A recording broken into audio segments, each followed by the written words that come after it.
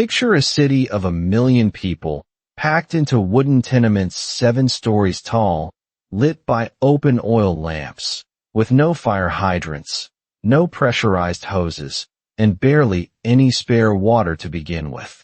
That was Rome. There was no fire brigade in most of the ancient world at all.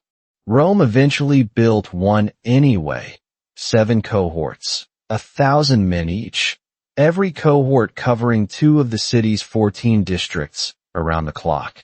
And tonight, I want to put you inside one of its worst nights, through the eyes of a man whose actual name didn't survive any record, so we're calling him Felix. He's not invented out of nothing. He's built from real units, real equipment, real laws, all sourced and laid out for you afterward. For the next several minutes, you're not watching a documentary. You're standing next to Felix, on duty, in the dark. Let's go.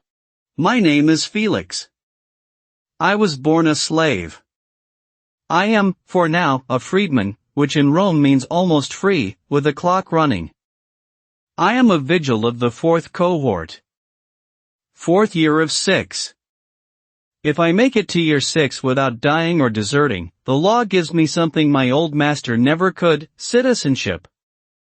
Tonight I'm on watch in the Subura, the worst few blocks in Rome for exactly the kind of night I'm about to describe to you.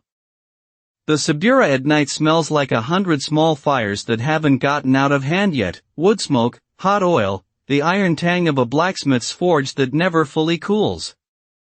6, 7 stories of insula tenement lean over a street barely wide enough for 2 men to pass shoulder to shoulder, and every single floor has an open flame in it somewhere. A lamp by a bed. A brazier under a pot. A cheap oil lantern hanging from a hook because nobody up there can afford anything safer. My post is the excubatorium, a guard station, really just a covered yard where our gear hangs on the wall, one of dozens scattered across Rome so nobody's ever more than a few streets from help. Buckets sealed with pitch, so worn we're nicknamed the Little Bucket Boys. Sponges. Coils of rope. Wicker mats, long poles, brooms for beating back embers. Axes and picks.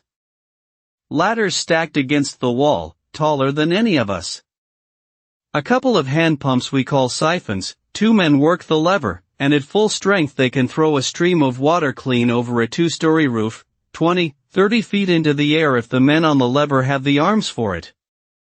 And folded on a shelf, dozens of thick cloth blankets soaked in vinegar, we call them scent ones, good for smothering a small flame before it can breathe.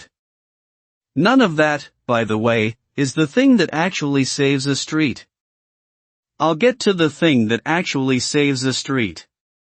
My other job, the one most people forget we have, is walking this street armed, after dark, stopping anyone who looks wrong, breaking up the kind of trouble that only happens once the lamps go out everywhere except mine.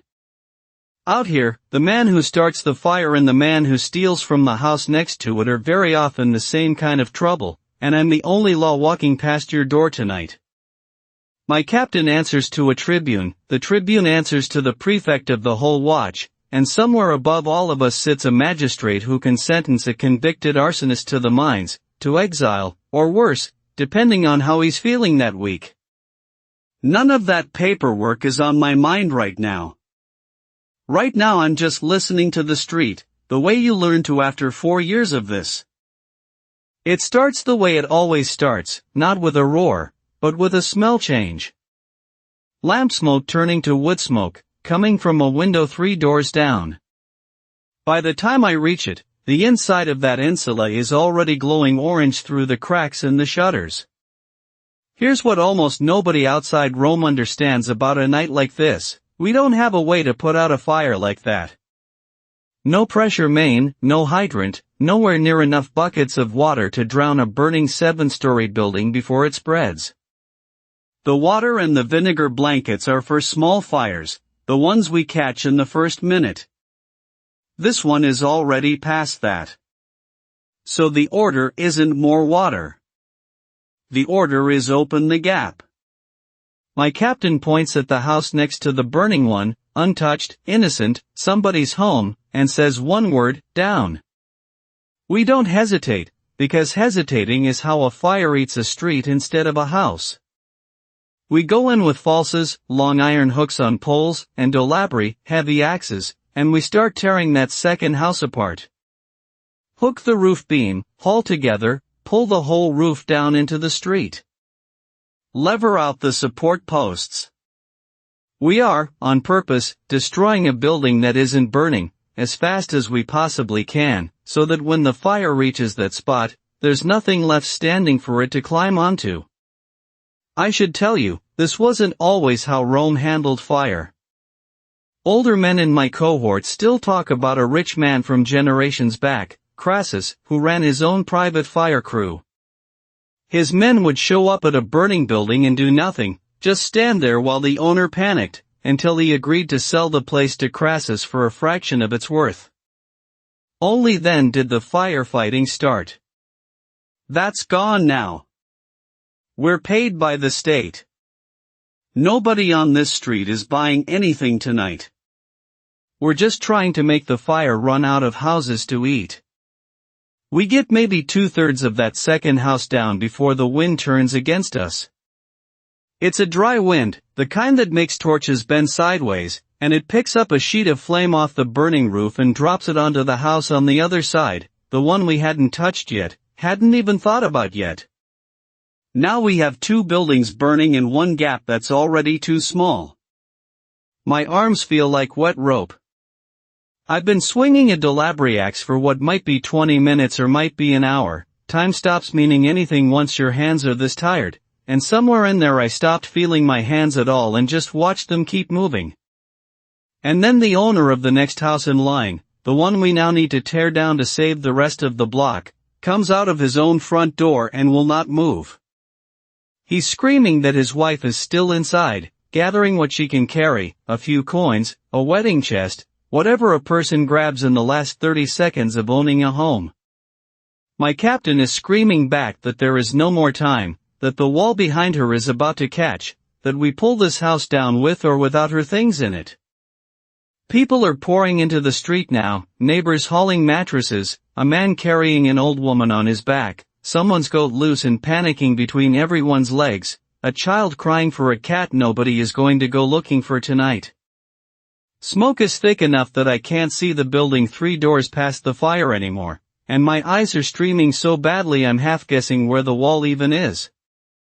Somewhere behind me another vigil is blowing a horn, calling in whatever's left of 2 more squads from neighboring blocks, men who'll arrive already tired from their own fires somewhere else in the district.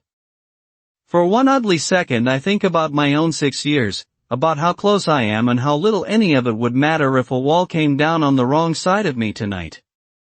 Then the thought is gone, because there isn't room in my head for it. I remember thinking, very clearly, in the middle of all of it, if this gap doesn't hold, this isn't a house fire anymore. This is the whole street. We didn't wait for the wife. 2 of us went in past the husband, found her on the stairs with an armful of clothes she was never going to need again, and pulled her out by the arm while the rest of the crew started pulling the walls down around us, yes, with us still half inside it. I remember a beam coming down close enough that I felt the air move before I heard it land, and a kind of roaring silence in my own ears that lasted a few seconds after, like the world had gone underwater. We got her out. The house came down maybe 90 seconds later, mostly on its own, which probably saved us the work of finishing it. And then, nothing. The fire reached the gap where 2 houses used to stand, found rubble and open air instead of another roof to climb onto, and it just stopped advancing. It kept burning where it already was for another hour, slow and ugly, until it ran out of anything left to eat in that spot. By the time the sky started going gray, what was left was mostly smoke and a few stubborn coals nobody was in a hurry to chase. The street on the far side, the one we never even had to touch, still had its lamps unlit and its doors shut, completely untouched, like none of it had happened 30 feet away. But it didn't take the next block. Nobody told me, in that moment, that I'd just taken part in the only firefighting method this city actually had. Nobody told me it had a name historians would use 2,000 years later. I didn't think about any of that. I sat down in the rubble dust at the edge of the street, next to a woman I just dragged out of her own home, both of us too wrung out to say much of anything, and I was simply glad to be alive, with 2 arms still working, 2 years still standing between me and the citizenship I was trying not to die before reaching. Felix lived through that night without ever learning the one fact that mattered most about it. There was no other way to fight a fire that size in his city. None.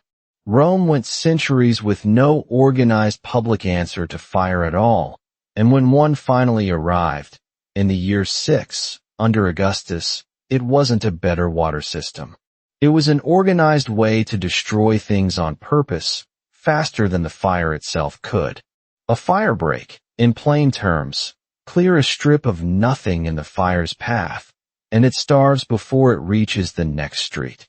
You have actually seen this idea since, even if nobody called it that. Wildland crews light a fire of their own ahead of a wildfire, so it runs out of fuel before it gets to them. A circuit breaker in your wall exists to sever one bad connection before it burns down the whole panel. Sometimes the smartest response to something spreading is not to fight it harder. It is to cut it off, deliberately, before you lose the choice to. There is a second piece of this worth keeping.